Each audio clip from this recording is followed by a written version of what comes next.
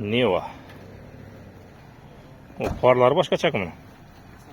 Nechanchi yil bu? 2000? 2011 yil. Uzun yil ekan bu Nevani. Necha kun yurgani?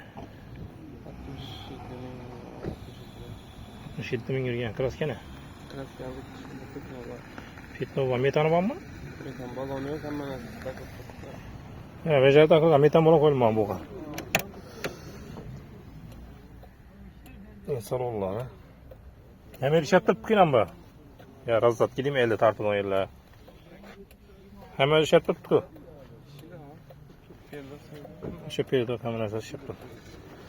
Üstünü bak açam ben uzun söyleniyor ama.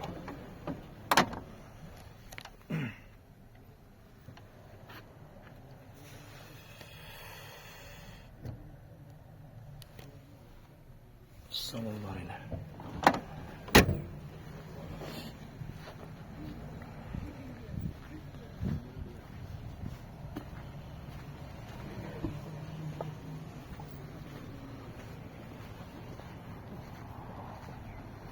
Puloncha buni? 90 milyon aytılıp tuttu. Gelişilerde. Varyantlar ne? Naqd pul. Telefon nomer? 91 91 260 61 91 90 milyon gelişilerde.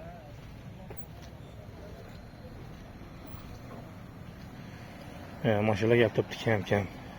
Şu bakalım.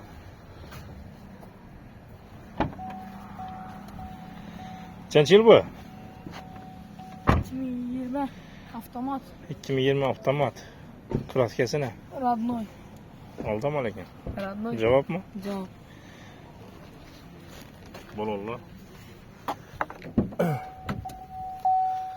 41.260 kilometre yürüyen ekan. Özünün hava yürüyen probeki. Özün hava yürüyeni.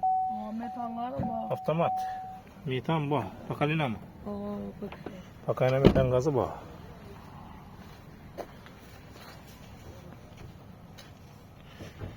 Neçe zonlayımız mı? Puluna yerlerden olsa 140'dan geliştiremiz. 140 milyondan gelişemiz. Varyantları? Hafta kredit, barter bu. Yetmenini azırak durup veremiz. Bir ay giymiş şimdi. Radyo durban beresine afterkredit barterem işisiyle.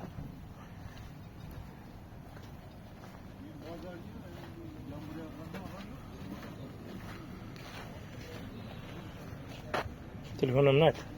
97'lik 508 40 35.